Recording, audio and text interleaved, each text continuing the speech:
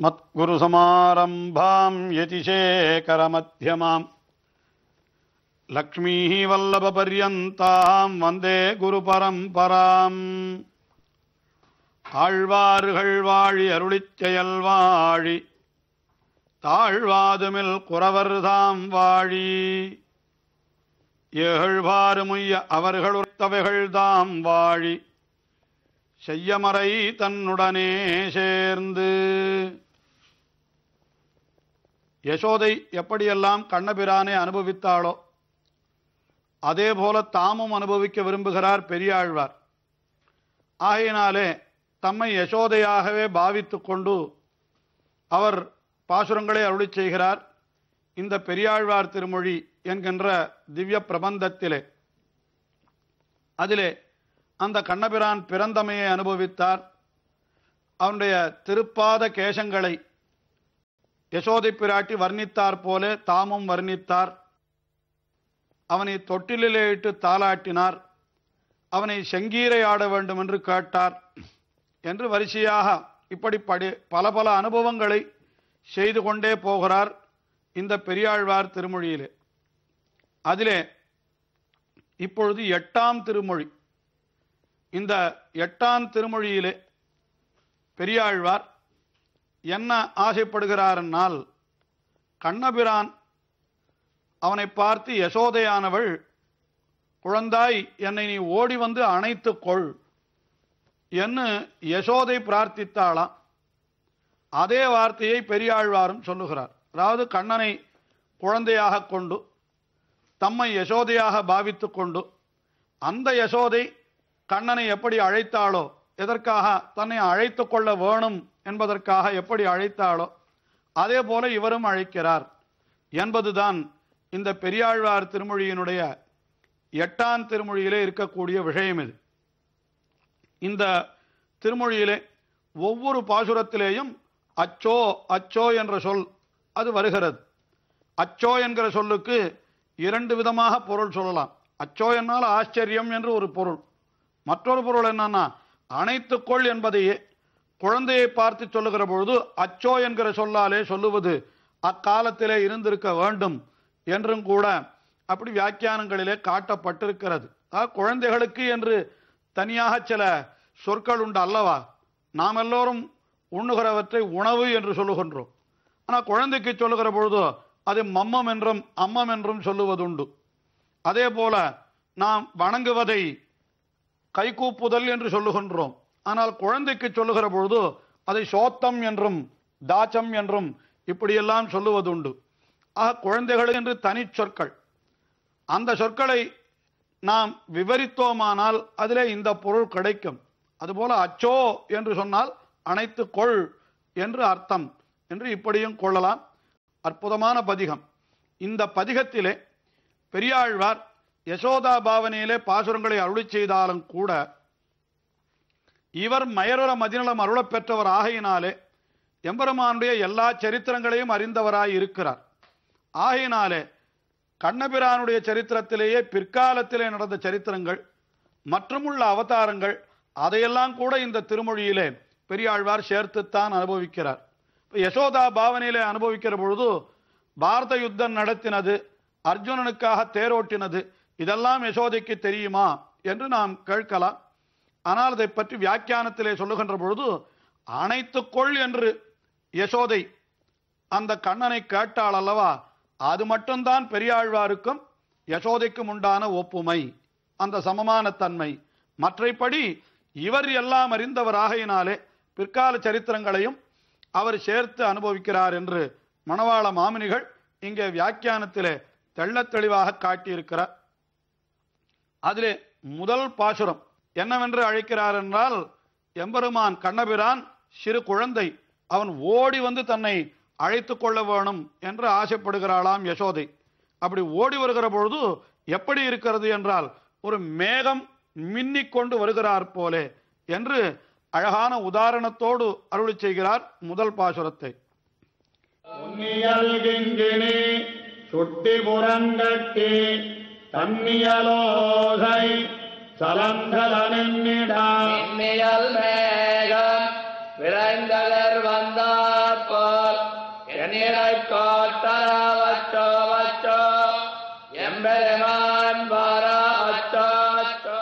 கண்ணபிரான் ஓடி வர வேணும். அவன் எப்படி வர வேண்டும் என்றால், அவன் அணிந்திருக்கிற ஆபரணங்கள் பொன்னியல் கிங்கிணி, பொன்னாலே வேயப்பட்ட கிங்கிணி. கிங்கிணி என்னால் அது தங்கத்தாலே செய்ய மாட்டார். என்னன்னா தங்கத்தாலே செய்தால் அது ஒலி எழும்பாதான். ஆகையினாலே அது ஏதோ ஒரு உலோகத்தாலே செய்து அதன் மேல தங்கத்தாலே முலாம் பூசுதல். அதுதான் பொன் இயல் கிண்கிணி. கிண்கிணி என்னால் அறையிலே அணிந்து கொள்ளுகிற சதங்கையாக இருக்கலாம், அல்லது அவனுடைய திருப்பாதங்களிலே கால்களிலே அணிந்து கொண்டிருக்கிற சலங்கையாக இருக்கலாம். இதெல்லாம் அவன் ஓடி வருகிற பொழுது இந்த சலங்கை ஓசை செய்கிறது அல்லவா. அதனால அதை முதல்ல சொல்லுகிறார். பொன்னியல் கிங்கிணி அது ஒரு ஆபரணம், அது கால் சதங்கை என்றே கொள்ளுவோம்.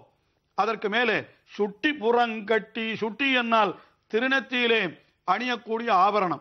ஆஹா, காலிலே சதங்கை என்று சொல்லி சுட்டி வரைக்கும் சொன்னபடியினாலே இடையில் உள்ள அத்தனை ஆபரணங்களையும் நாம் சொன்னதாகவே கொள்ளலாம் என்று கீழே அவர் அனுபவிக்கின்ற பொழுது, செங்கமலக்கடலில் சிற்றதழ்போர் விரலில் சேர்திகள் ஆழிகளும் கிண்கிணியும் அறையில் தங்கிய பொன்வடமும் தாளனன் மாதுடையின் பூவொடு பொன்மணியும் மோதிரமும் கிரியும் மங்கள ஐம்படையும் தோள்வளையும் குழையும் மகரமும் வாளிகளும் சுட்டியும் ஒத்திலக என்று கீழே அதை அனுபவித்தார் அல்லவா அந்த 5ஆம் திருமொழியிலே.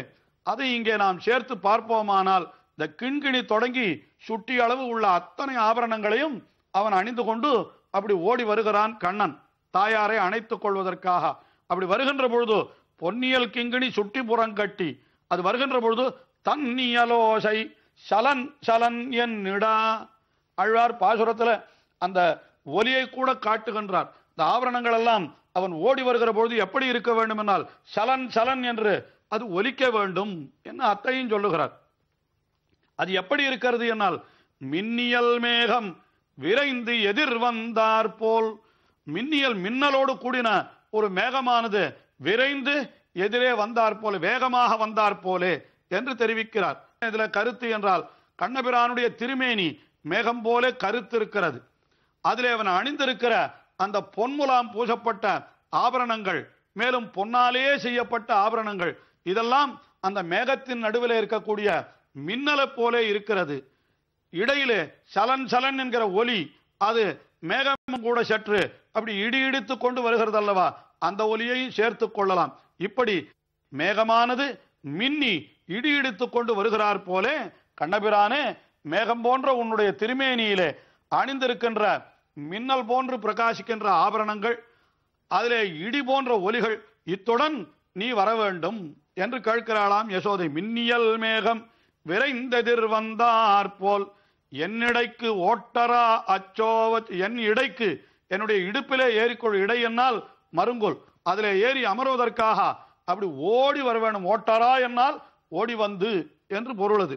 ஆஹா, என்னிடை கோட்டரா அச்சோ வச்சோ, எம்பெருமான் வாரா அச்சோ அச்சோ, அச்சோ என்னால் அணைத்துக்கொள் அணைத்துக்கொள் என்று பொருள் என்று முன்னமே சொன்னோமே, அதை இங்கே நாம் கொள்ள வேண்டும். ஆக இப்படி முதல் பாட்டை மிக அழகாக அருளி செய்தார். அடுத்தபடியாக 2ஆம் பாட்டு, அதுல என்ன தெரிவிக்கிறார் என்னால், இந்த கண்ணபிரான் ஓடி வருகிற பொழுது அவனுடைய அந்த திருக்குழல்கள், அவனுடைய திருமுடியானது கலைந்து அப்படி விழுகின்றனவாம் திருநெத்தியிலே. அதற்கு என்னகான ஒரு உதாரணத்தை சொல்லுகிறார். அந்த குழல்களானவை அப்படி கண்ணபிரானுடைய முகத்திலே விழுகிற பொழுது அது அவனுடைய திருப்பவளம் வரை விழுகிறதாம் அந்த திருமுடியானது. அது எப்படி இருக்கிறது என்னால் அழகான பாசுரம் அது. செங்கமலப்பூவில் தேனுண்ணும் வண்டே போல் பங்கிகள் வந்து உன் பவளவாய் மொய்ப்பா, அங்கவெல்வாள் தண்டு சக்கரவேந்தியா அங்கைகளாலே வந்த சோவச்சோ ஆரத்தழுவ வந்த சோவச்சோ. அந்த குழலிலே வந்து அந்த குழல்களானவை திருக்குழல்களானவை அந்த திருப்பவளம் வரையிலே வந்து விழுவது எப்படி இருக்கிறது என்றால், ஒரு தாமரை பூவிலே இருக்கக்கூடிய தேனை பருகுவதற்கு கரிய வண்டுகள் அந்த தாமரை பூவிலே வந்து அமர்கிறா போலே இருக்கிறது என்று சொல்லுகிறார். அதாவது எம்பெருமானுடைய திருப்பவளம் அது தாமரை பூ போலே இருக்கிறது. செக்கமலத்து அலர் போலும் கண் கைகால் செங்கனி வாய் என்று சொல்லப்பட்டிருக்கிறபடியினாலே எம்பெருமானுடைய திருப்பவளம் அது தாமரை போல இருக்கிறது. அவனுடைய குழல்கள் அப்படியே வண்டு போல இருக்கிறது கரிய நிறத்திலே. அந்த குழல்கள் அந்த வாயிலே படிந்திருப்பது எப்படி இருக்கிறது என்னால் அதை தெரிவிக்கிறார். செங்கமல பூவில் தேன் உண்ணும் வண்டே போல். செங்கமல பூவிலே தேனை உண்ணுகிற வண்டு அது எப்படி இருக்கிறதோ அது போல என்னாச்சுன்னா பங்கிகள் வந்து, பங்கி என்னால் குழல், அந்த திருமுடி இருக்கிறதே மயிர்முடி, அதற்கு பங்கி என்று பெயர் தமிழிலே. ஆஹா, பங்கிகள் வந்து உன் பவளவாய் மொய்ப்பா, உன்னுடைய பவளவாயிலே வந்து அந்த பங்கிகள் விழும்படியாக அப்படி நீ ஓடி வர வேணும் என்று யசோதை கேட்கிறாளாம். அதற்கு மேலே சங்குவில் வாழ்த்தண்டு சக்கரமேந்திய அங்கைகளாலே, சங்குவில் வாழ்த்தண்டு என்று சொன்னால் சக்கரமேந்தியா என்று பஞ்சாயுதங்களையும் தெரிவித்து விட்டார் ஆழ்வார் இங்கே.